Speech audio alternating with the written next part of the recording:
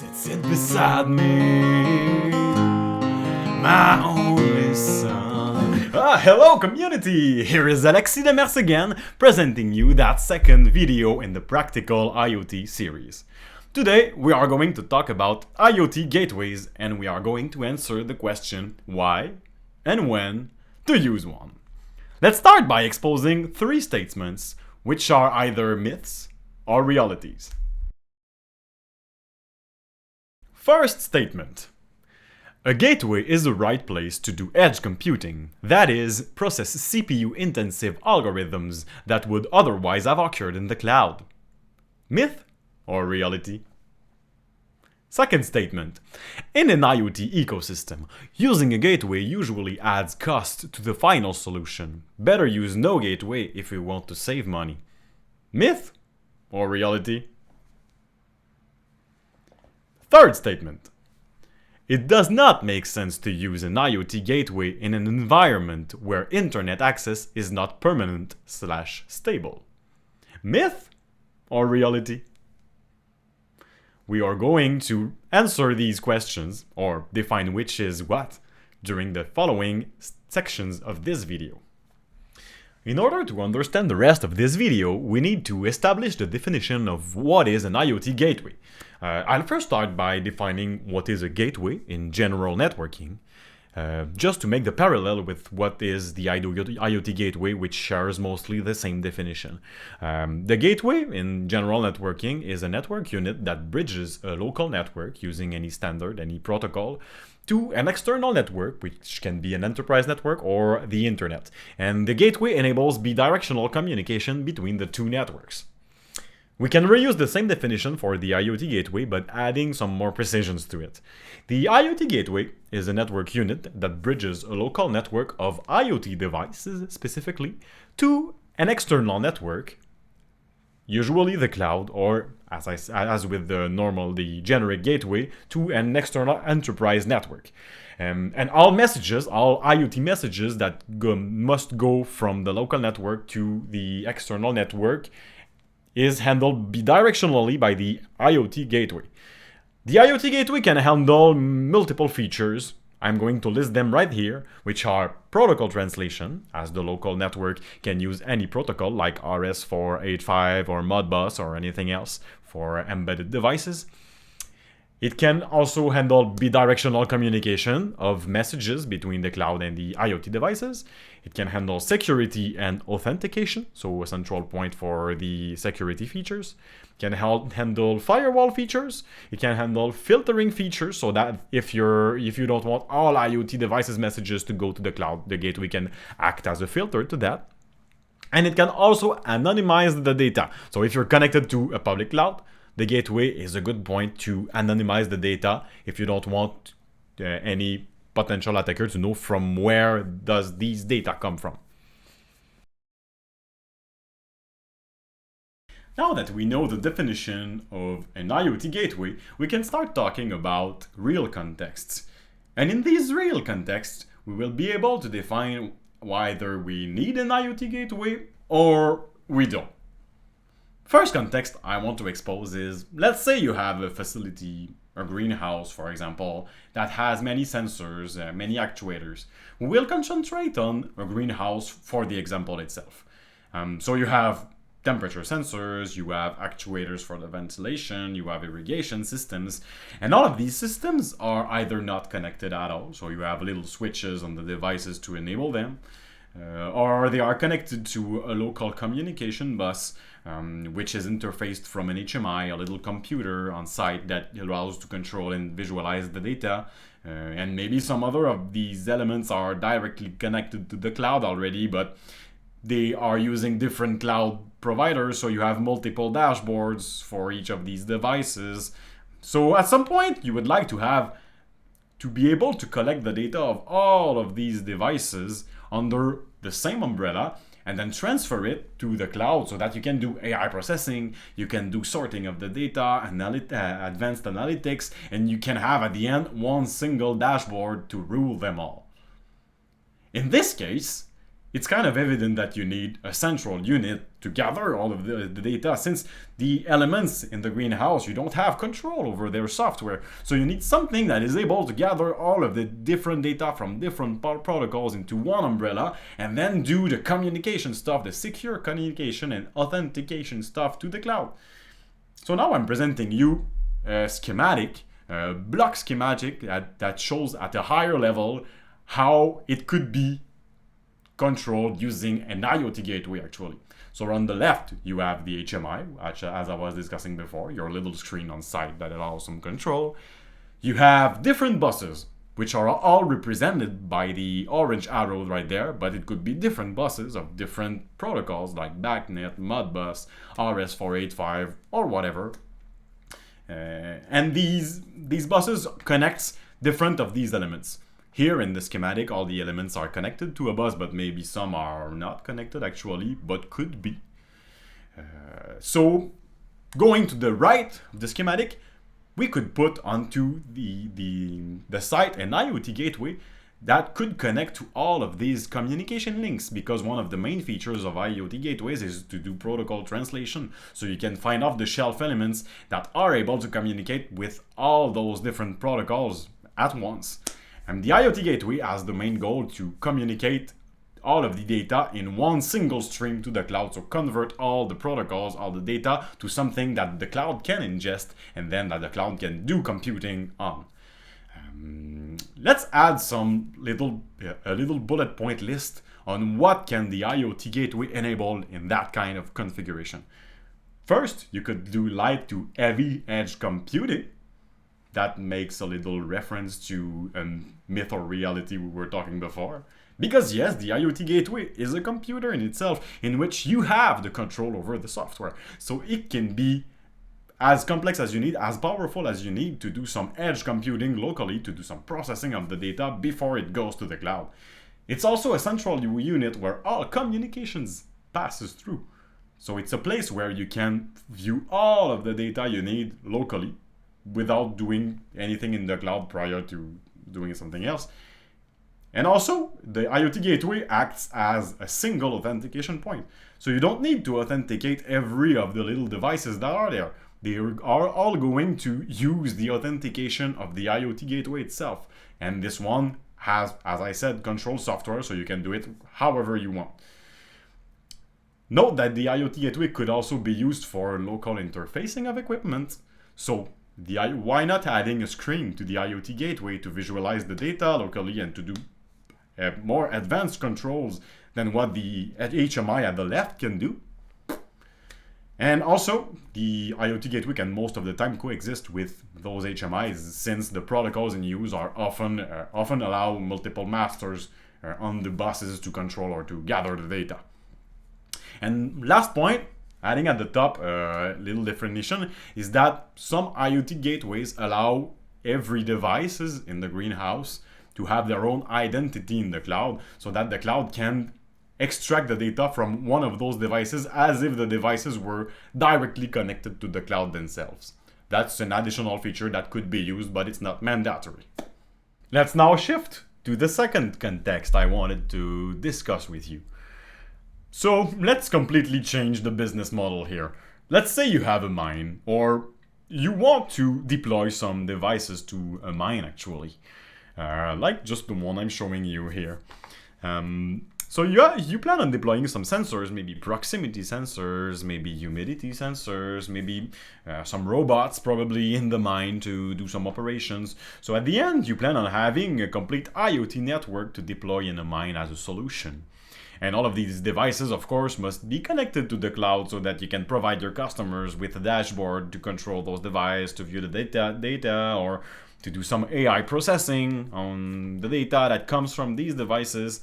At this point, what's different from the first context is that, do we really need an IoT gateway here? Couldn't we connect all of those devices which we have control over directly to the cloud?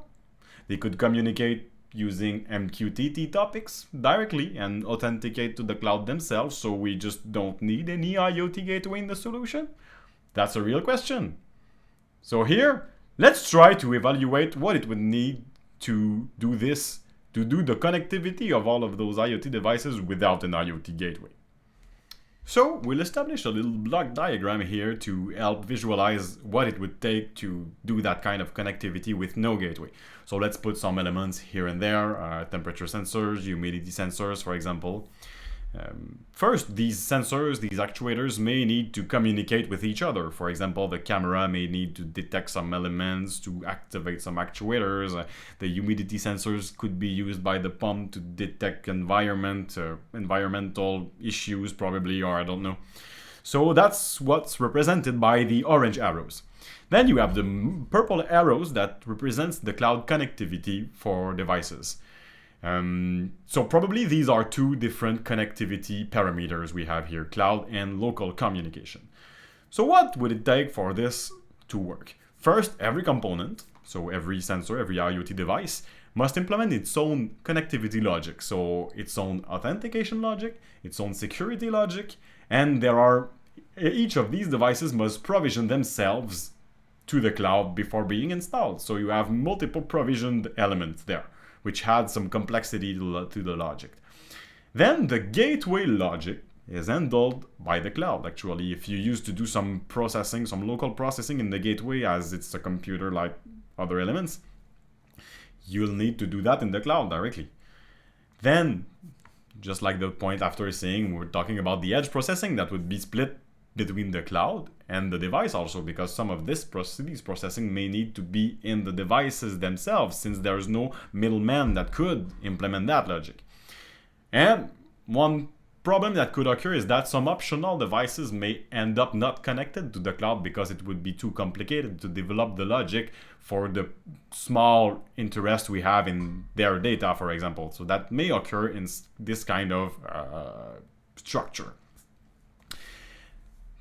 Zooming a bit on the orange arrows, there are probably two options you have here to enable communication between those devices, those IoT devices there. Either you make all of these devices communicate using the purple arrows to the cloud directly, so that, for example, the camera can subscribe to the data of the actuator from the cloud. That's interesting. You have only one software to do the local communication and the cloud communication. But the problem is that if the cloud isn't available, or can you afford having a communication that does not work until the cloud gets back? Maybe not. The other option is that you implement a custom protocol, like it's written in the diagram, to make all the devices communicate together, and the device will orchestrate themselves the communication.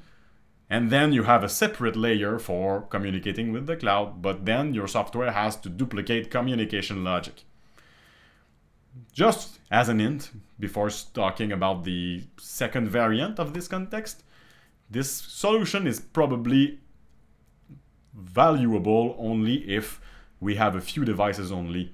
So the cost of adding a gateway is too high compared to the cost of the little IoT devices. If you have 3 or 4 IoT devices, and the gateway may cost a lot too much for the little amount of devices you have in your mind, in your field.